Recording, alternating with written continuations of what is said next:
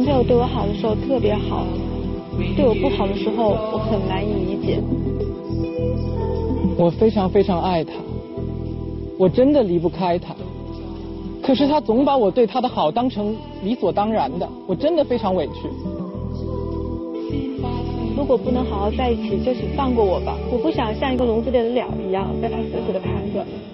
只要我喜欢你一天，我就一定不会放你走。如果再这样下去，我是真的受不了了。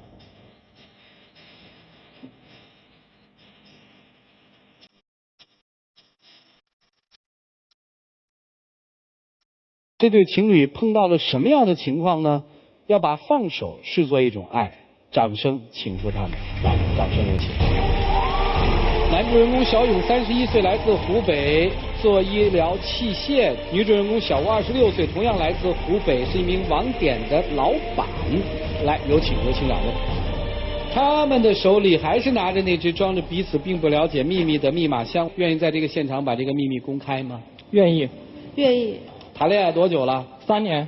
现在谁要分手啊？他要分手。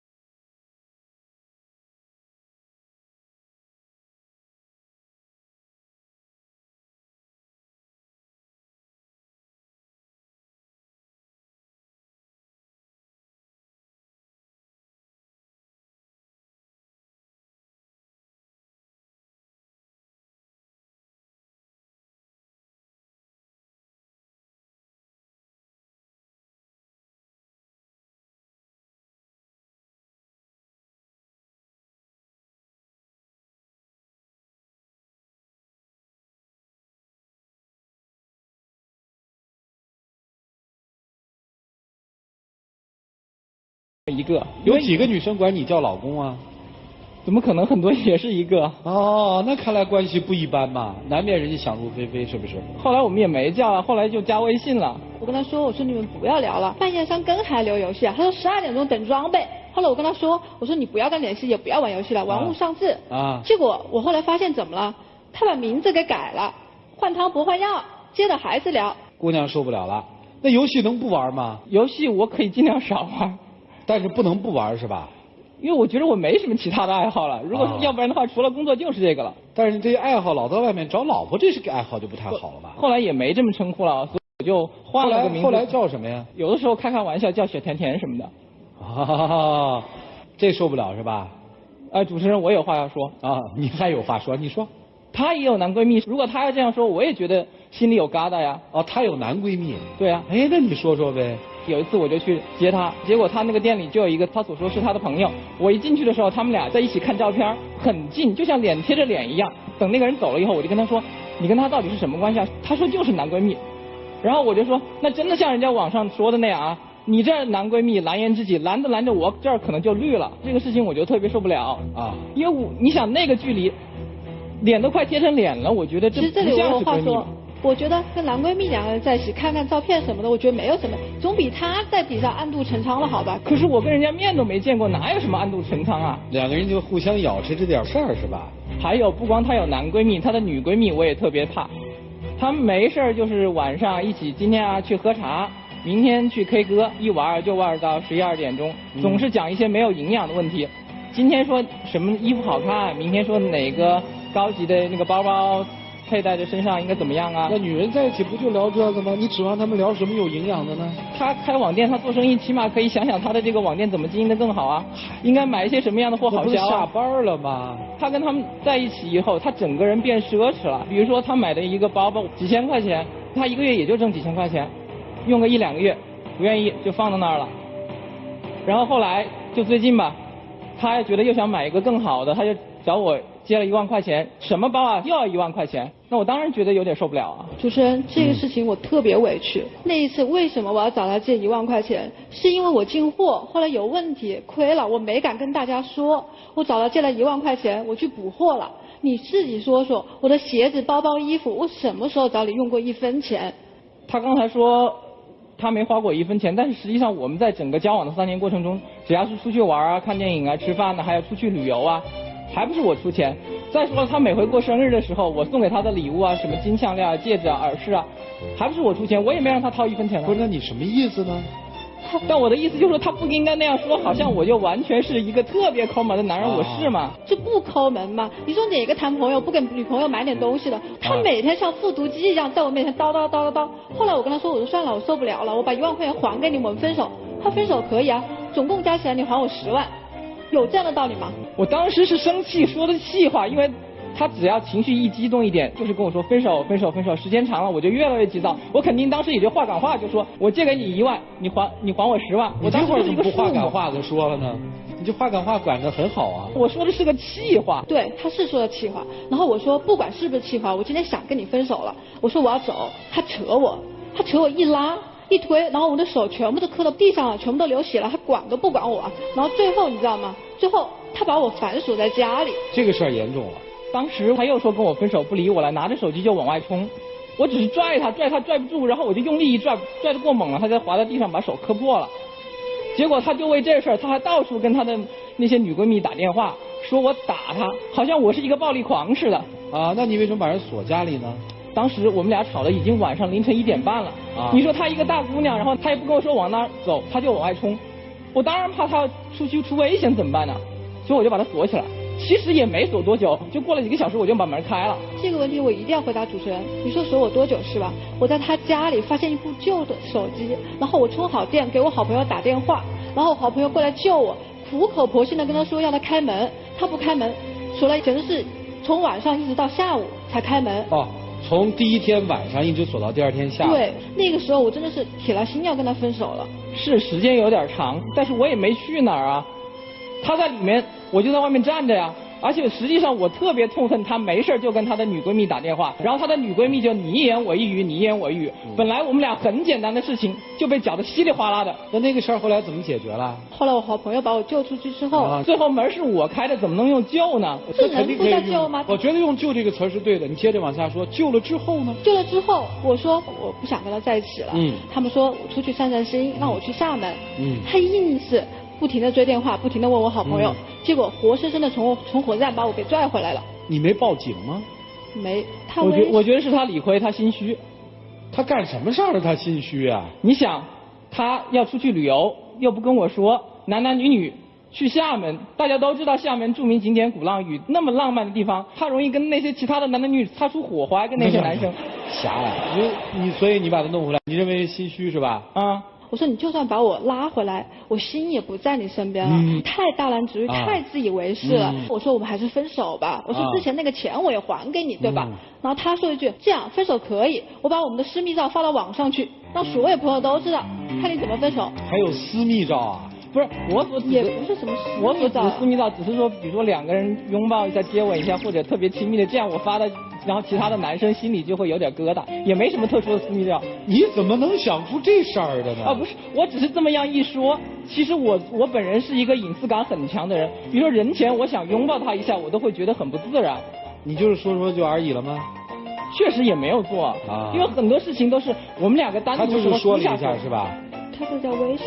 最后我说，通过那么多事情，我实在不想跟你在一起了。我说不管你说把私密照放到网上，反正不管那样我也无所谓。你别用私密照好不好？好。结果我说这个时候我分定了，我真的不想跟你在一起了。我说什么事情你都管着我，比如说星期3干什么一定要干什么，几点钟到一定要几点到。他把他的人生观放到我的人生观上面，一定要强加给我。我说我们俩还是分手算了。结果他说句什么，分手我就找你家人，每天闹你家家庭不宁。找了吗？就快找了，所以我现在上这个节目就想要大家给我一个说法，因为我觉得他说得出来，他一定做得到，不然他不会把我反锁在家里，还拿着我手机。他刚才说我还没找啊。再说我每次见你爸爸妈妈哪次不是彬彬有礼吗？如果我再跟你谈下去，你是不是就要找到我家里去了？我找他们也是找他们好好谈一下，挽回我们呢。我能对他们怎么样呢？我对长辈是很尊重的。你在心里还有他吗？有。你在心里还有他吗？一点点以前的感情吧。这事儿应该怎么办呢？4位老师，你们出场吧，一起进入丘比特问卷。男孩心里肯定困惑一个问题：我对你这么好，为什么要分手？你基本上没有理解两个人在一起这是双方感受的问题。真正的爱，发自肺腑的爱是不会计回报的。看不出哪个非常深爱对方的男孩心里会算计得这么清楚。我为你干了什么？如果要分开，你一定要是10万。这完全是一个交易，这不是爱啊！爱一个人，并不是说以自己舒服的方式去爱对方，而是让对方能够接受并且感到舒服。也就是说，爱对方不是你的感受，而是他的反馈最重要。还有，一旦不爱，双方都是有权利可以离开的。囚禁还有威胁，这些手段你觉得有用吗？所有貌似你抓住了对方的把柄来要挟对方的事情，那能是爱吗？那是一种胁迫。你能把他去和朋友准备去旅游，从火车站就给拉回来，这是多么的自私！你根本就没有为他着想，那只是你假想的，在那个旅游的地方可能会发生什么什么，但是你根本就没有顾及他的感觉，你还觉得这是爱。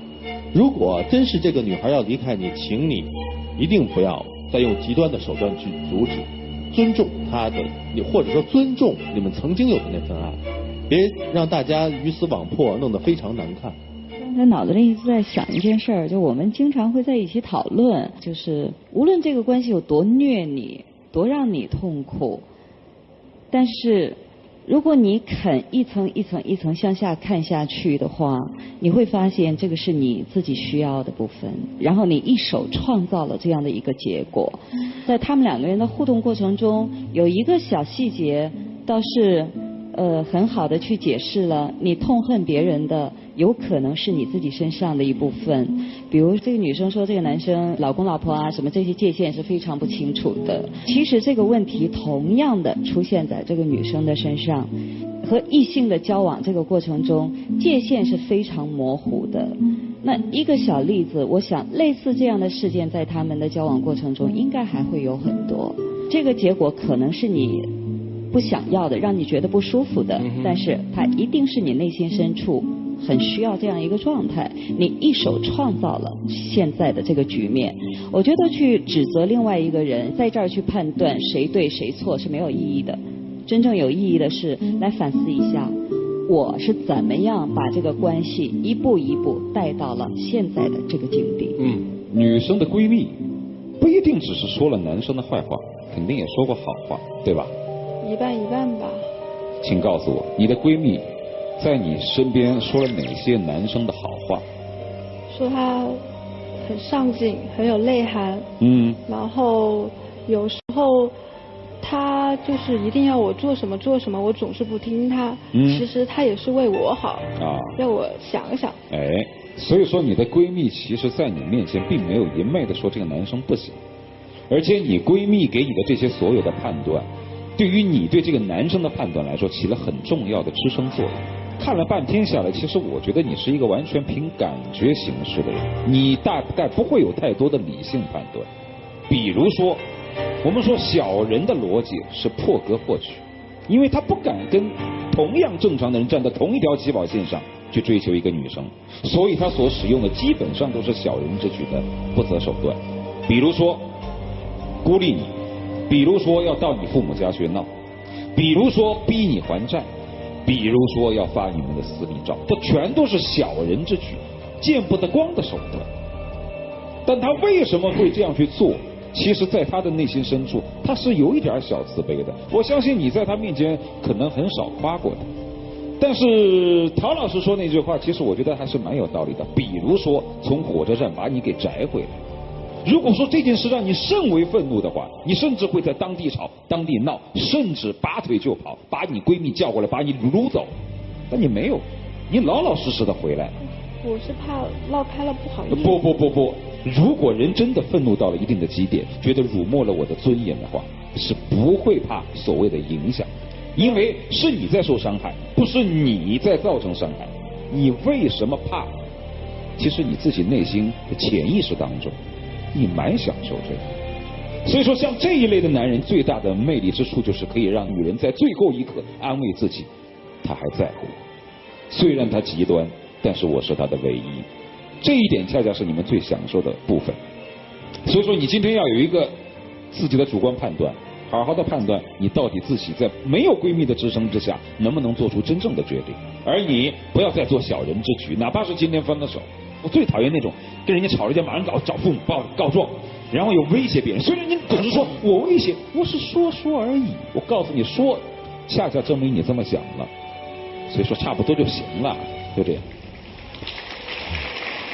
我就再问一句哈，真走了你会做小人之举吗？还是真的也就把手放开了？我不会做小人之举，但是我会做最后的努力。你只要不犯浑就行啊！一起进入黄金60秒。我们在一起3年了，这3年中间，不光我付出了很多，我想你也付出了很多，不管是金钱、精力还是情感。我希望你再给我一个机会，我们一起再努力吧，好吗？我们在一起3年了，之前你对我的好我都历历在目，可是到后来，就像涂磊老师刚才说的，我是享受，可是我也害怕，我怕以后我不知道再怎么面对，不知道你会不会改，所以我想考虑一下。你能再试一下吗？如果能改掉你之前的缺点，不再威胁我家人，依然之前对我好，我就考虑一下。能吗？我会尽我最大努力的。来，请换香米。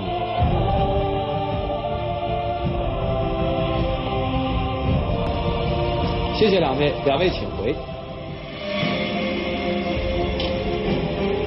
来，请关门。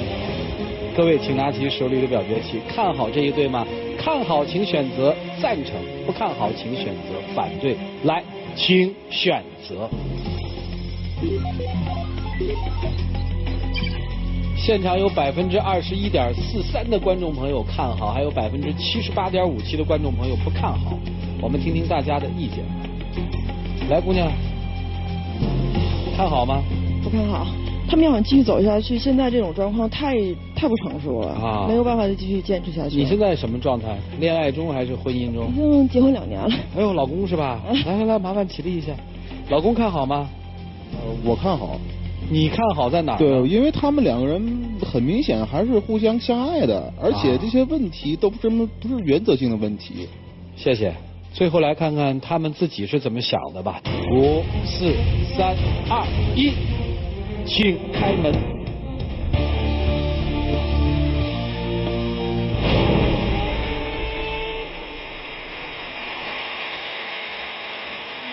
这结果吃惊吗？有点吃惊。来，跟人说再见。其实我不想跟他说再见，我真的不想放手这段爱情。